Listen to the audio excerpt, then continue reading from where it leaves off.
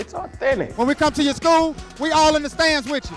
It's inspirational. The Honeybees is more than just about the field shows. It's about inspiring young women. It's groundbreaking. Oh my gosh, there's a girl trying out for drum major, all this stuff, And I was like, yeah, I'm doing it. And then I got it, and I was like, yeah, I did it. From the campus to the community, we cover everything HBCU. HBCU 101. Welcome to HBCU 101. I am your host, Jahliel Thurman. We have a really exciting guest on the way, but first, let's take a look and see what's good in the hood with our HBCUs. Okay, thanks, Jahliel. We are just a couple of days away from learning who the final 8 will be for the Honda Battle of the Bands. Voting wrapped up last week. Announcement expected on Monday. The Battle of the Bands back in Atlanta this January after a 1-year hiatus. It was an 11-year hiatus in Houston, but a football game was finally played on the Texas Southern campus for last weekend's homecoming, but the Tigers fall in a heartbreaker 23-20 to Missouri S&T. Bowie State recently celebrated a groundbreaking ceremony for its new $42 million residence hall and entrepreneurship center. The Entrepreneurship Living and Learning Community is slated to begin construction in February of 2020. Back to Jahliel Thurman and HBCU 101. HBCU 101 is very excited to talk with Howard alum, founder and president of Girls with Gifts nonprofit organization, and founder of I Create Productions, Antoinetta Hairston. Antoinetta. Right, you got a lot going on. Because you killing the game, crazy. Limelight on HBCUs. Right. Howard, the Mecca. How did you get to Howard? Tell me a little bit about the store and your experience. Y'all heard that right? He said the Mecca, the Mecca. No. So growing up in Flint, we kind of saw two things. You either saw people who worked at General Motors or people who played sports. Okay. Specifically basketball. We have what we call the Flintstones, which were all the people who went to Michigan State that went pro. So that was the lane that men took, and then the women felt like we got to get in the shop because that's what our parents were doing. And so in high school, I remember telling like everybody in my family, from my brother to Charlie Bell to like anybody who did anything, whether it was academically or athletically, went to Michigan State. That was just the thing to do. And so I remember being afraid to express that I wanted to go to an HBCU. And I can't recall exactly why I wanted to go to an HBCU. I think it may have been the Cosbys or A Different World, just the exposure to that. But I remember when I mentioned it, like the chuckles or like the doubt. And my mom doesn't recall this, but someone in my family, I can't remember if it was my mom, my dad, my aunt, someone said like, you're not gonna get as good of an education going to an HBCU. And I felt like, why? Because in Flint, Michigan, I went to a pretty mixed school, but we didn't really have African-American studies. I wasn't learning about like my culture, where I come from, like, and I wasn't learning that in the household either, but I had an interest in that. Okay. And I feel like my only exposure to learning things that I desired to learn was through TV. Okay. You know what I mean? I was finding that content on television through movies or through music. And so I think that was my early interest in like entertainment. I just didn't know if I wanted to be in front of the camera or behind the scenes. Cut to, I ended up going on another HBCU trip with my school my senior year, but this is after already accepting my scholarship to Tennessee State. And on that trip, the route took us to DC, which took us to Howard University. And when I was getting off the bus, I saw Russell Simmons and Spike Lee, and I was like, oh my God, like, I have to go to this school. Like, like what? Like, these are people that I see on TV. Like, I read about Oprah, but I've never seen Oprah. Yeah. Like, it's something about this school that's magnetic, that's drawing me to it. And it wasn't the fact that it was just like the celebrity aspect of it. It was just like it just made something that seemed out of my reach tangible. Okay. Like, the power of being able to be amongst the elite. Yeah. At this institution is possible. Yeah. So I called my mom. I explained to her, like, I have to go to the school. I don't know what we're doing. She's like, but you already have a scholarship. Yeah, and I think this was like what we call God. a voice talking to me saying like, go fight for it. You know, you go figure it out because your parents don't know how. You know what I mean? Your parents can't navigate you through this. My mom got her associate's degree. My dad never went to college. Okay. So we're first generation college students. And I ended up going to administration building, basically pleading my case to Mrs. Nash. Shout out to Mrs. Nash, wherever she is in the world. Like telling this lady, like, I have to go to this school. Right. Like, it's important. Like, this, my future depends on it. So I'm in there for like 2 or 3 hours crying, telling her, she's telling me that I should just transfer. And I'm like, no, ma'am, you don't understand. And this is where I think I learned resilience and fighting for something that I truly believe in. My ACT score did not meet the minimum requirement that you needed to have to get into Howard. I think I had like a 19 or a 20 and you needed a 21.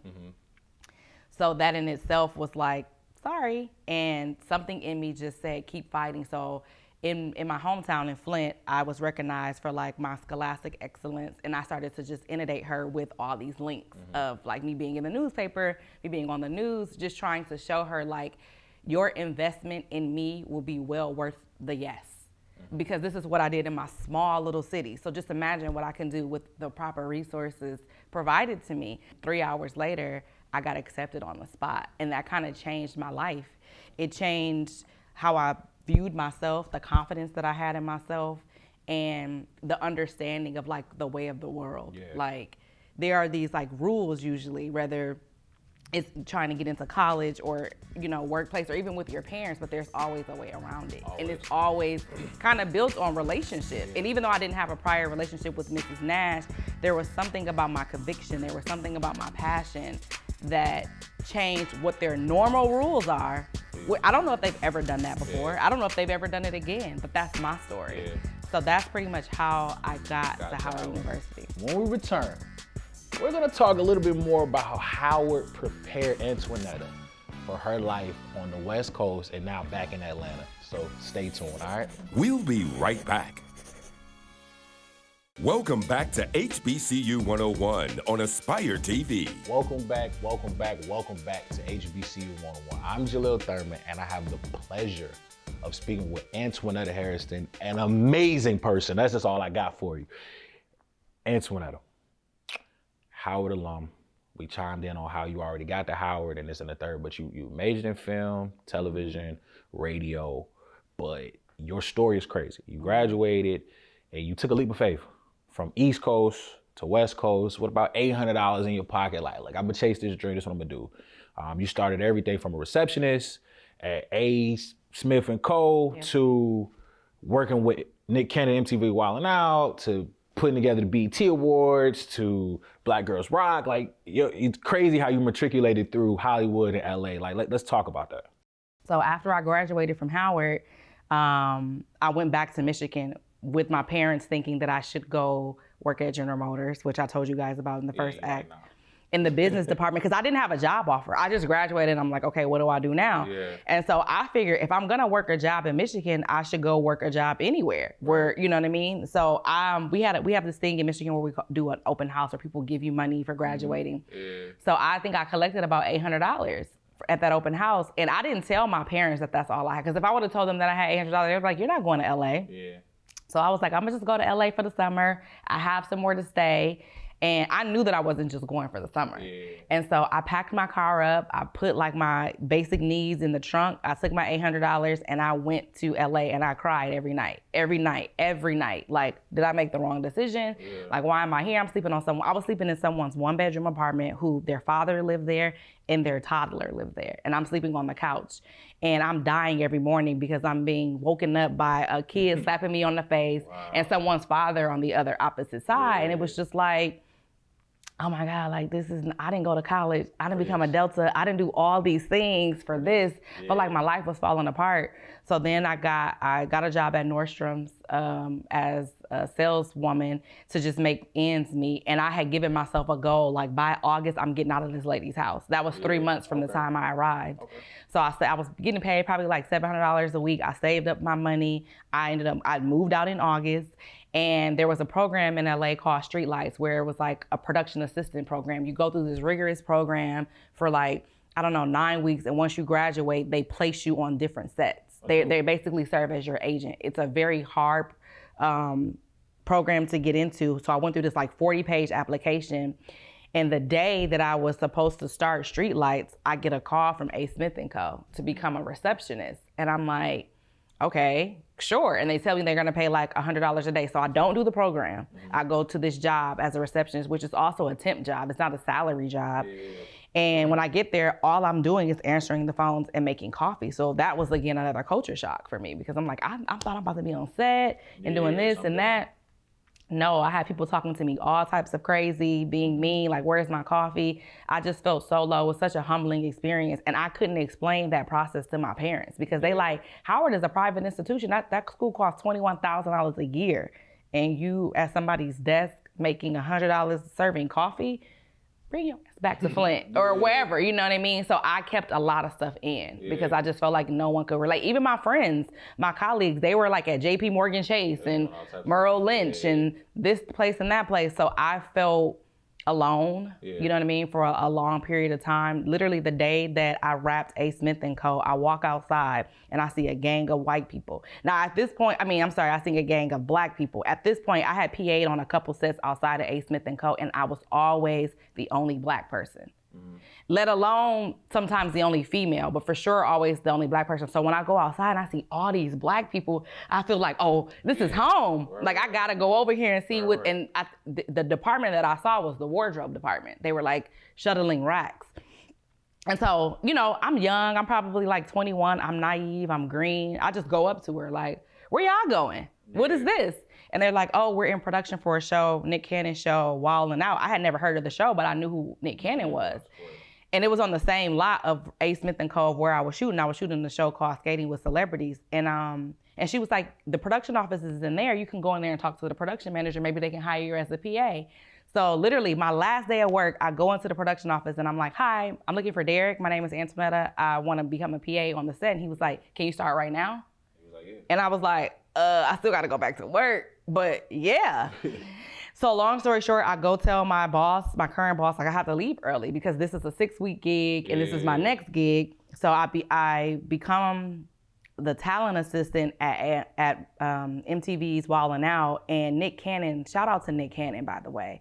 He treated everyone the same. Like even so much where like towards the end of the production, he came around like, what do you really want to do? Like, what is your goal? Like, I want to make sure to get you to that. Like, do you want to produce? And I'm like, yes. So I went from being the talent assistant to being the producer's assistant because that's the realm in which I wanted to navigate. And he would always come by, and not just me, with like a lot of the young kids, because even though he was the executive producer, he was damn near our age. Yeah, I was about to say, so he told me how he wanted to go to Howard, and we just had a lot of conversations about like what my interests were. Unfortunately, the show got canceled, and then we ended up going our separate ways. So cut to 2000 and maybe approximately 7, I started working at a company called John Cosette Productions, who, rest in peace, rest his soul now. And that company produced the BET Awards. And then that's when you got crazy. That's when I met Stephen Hill. And it changed your life. And it changed my life, like forever. Like to this day, Stephen Hill could call me and be like, I need you to take a bullet for me. And I'm like, well, I got a daughter now, so I might not, but I'm gonna find somebody who will, right? Okay. So he basically served as the trampoline into the life that I have now. Okay. He was not a television producer. He didn't know much about making TV, but he navigated my journey. It helped you get me get to where I'm point A to point B. And that helped you with everything you've been able to do with BET. Yes. And now Tyler Perry Studios, and you just killing the game altogether. Wow, that's crazy. When we return, we're gonna talk to Antoinetta a little bit more on why she would take a bullet for Stephen Hill, because that is really crazy. It's Jahliel, it's Antoinetta, it's HBCU 101. Stay tuned.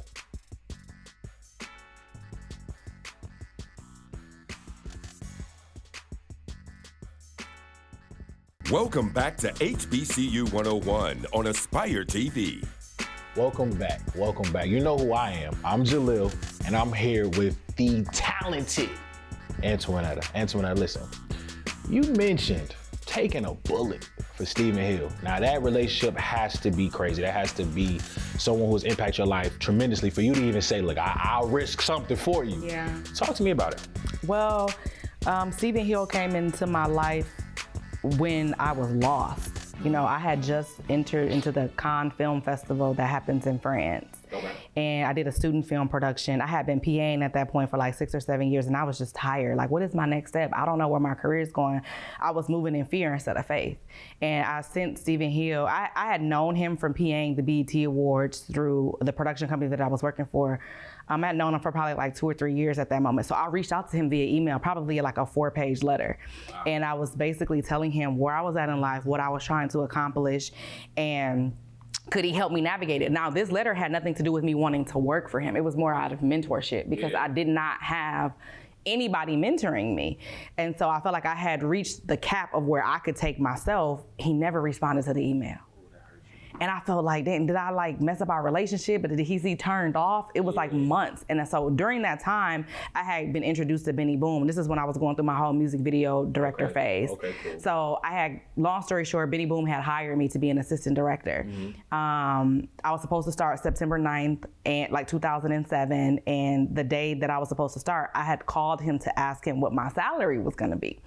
And he said something in the 20s. And I was like, I can't live off of that. Like, I'm already PAing, struggling, but I don't want to be exclusive to someone for $20,000. Now, ironically, the day that I was getting ready to kind of tell, I never told Benny no, but when I was thinking about how to tell Benny no, I got an email from Stephen Hill saying, my assistant is quitting, moving to DC. Can you come to LA? Can you come to New York and be my assistant? And I was like, I read the email and I was like, no, like I'm not about to be anybody's assistant. I'm not getting any coffee. I'm over that life. Like, no. But I didn't connect my email to him because my email I sent that email like 4 or 5 months ago. So a good friend of mine was like, just call him and hear him out because. That was God. Yeah, because Benny Boom was more in the realm of what I want. Like, I'm gonna be behind the camera. I'm gonna be working on video sets. So I called Steven and I'm like, I'm green again. So I'm like, before we get into this, how much are you gonna pay me? So he laughs and he's like, what? He's like $37,000 or something like that. And I was like, I can't live off of that. Cause now I'm going to New York, which is right. Long story short, I ended up somewhat doubling that with Steven. I don't take the job with Benny and I accept the job in New York with Steven. I moved to New York, I become Steven's assistant and he changes my life single-handedly. He tells me, he sits me down and he says, I don't know TV programming, but I know the people who do know TV programming. You come in here, you do a good job, I will help you get to the next place you want to go. He's the one who used the phrase, I'll serve as a trampoline into your career. During the 3 years that I assisted him, the exposure that I got, the lessons that I learned, I mean, he almost acted as a father figure to me in the industry. Like, in the time where I felt lost, I didn't feel worthy, I just didn't feel good enough. He picked me up. He believed in me. He never told me like do this, but he provided the opportunities for me to choose. You just had to be in the room. And I just had to be in the room. When I left Stephen Hill, the irony of all of this, when I left Stephen Hill's desk as his assistant in 2010, he said, what do you want to do? I said, I want to go to LA. I want to do this. I want to meet these people. Tyler Perry was on the list. Charles King was on the list, was a big agent at William Morris at the time. Stephen Hill called every person. He connected me via email to every person that I wanted to meet. And he said, all I'm gonna do is make the connection. You gotta foster the relationship. And sometimes though. A lot of those relationships did not unfold because I probably didn't follow through or the person didn't respond. But the mere fact that he did it, that he made the call, it was just like, if he need anything, I got him. Yeah, that makes sense. That makes sense. I think that's amazing. And not just on a personal, not just on a business level. It was a personal level too. When I had my daughter, he reached out. When I got engaged, he reached out. He was just always concerned. So that direct mentorship is what propelled me to start Girls with Gifts because I felt like I grew up with a mom and a dad. I grew up like in an ideal situation, but there's a young girl out there who's grown up in a single family home. There's a young girl out there who does not have a Stephen Hill. Like they need some sort of environment that's gonna help cultivate them to the next step because if I didn't have those things, no matter how brilliant I am, no matter how smart I am, I wouldn't be where I'm at today. It was a person who got me there. I have a philosophy, don't invest in things, invest in people because people make the world go around. You know what I mean? And I was an example of that. So that's what I wanted to do with Girls with Gifts. And then I Create came about because Stephen said, when you leave my desk, I need to know your 5 and your 10-year plan.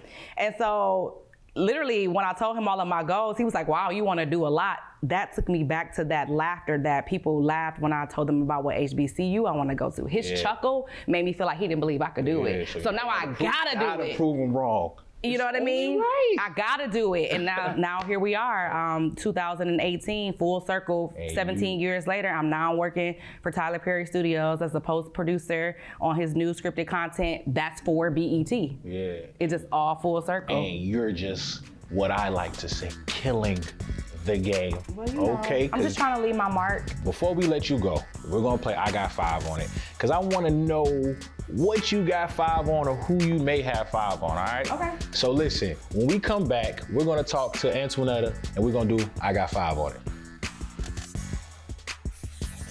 We'll be right back. Welcome back. You know what time it is. It's time to play I Got 5 on it. Let's really talk to you. Terrence J or Lance Gross? Ooh, why you gonna do that to me? had That's to. family. I had to. But what we talking about? We talking about acting, hosting, what? Acting for your lead role. Terrence J, who you got 5 on? This is hard. Can I split the roles? For you, we're gonna give you 250 to one, 250 All right, to the cool. other. Okay, cool. So let's talk about HBCU comedians. Darren Brand or Chico Bean? Chico. Chico, why? I just like his name better. All right, last one. From a producer role, Will Packer or Robert Townsend? Will Packer. Why Will? I love Robert Townsend. 5 Heartbeats is my favorite movie of all time, actually. But Will has just diversified, you know what I mean? He's been able to accomplish things that in today's time that hasn't been accomplished from many Black producers. But this is his ability to navigate the business. Cultivate, push it forward. Yeah. Just do different things that people weren't thinking about, Yeah. especially during that time Yeah. anyway. With I'm technology inspired by and that. what's going on. Okay, that makes sense. That makes Yeah. sense. But listen, first and foremost, I would like to say thank you for coming on the show. I know you're such a busy person, so being able to chime in, have this conversation, I appreciate you. Thank you. You know, so, I'm sure the HBCU 101 viewers feel the same way because you dropped some gems and dropped your story, and that's what we like to talk about. That's stories, all right? It's been an amazing conversation today with Antoinetta Hairston. So thank you everyone for tuning in. To see the full interview in its entirety, go to HBCU Game Day on YouTube. For the entire crew, I am your host, Jahliel Thurman. I'll see you next week.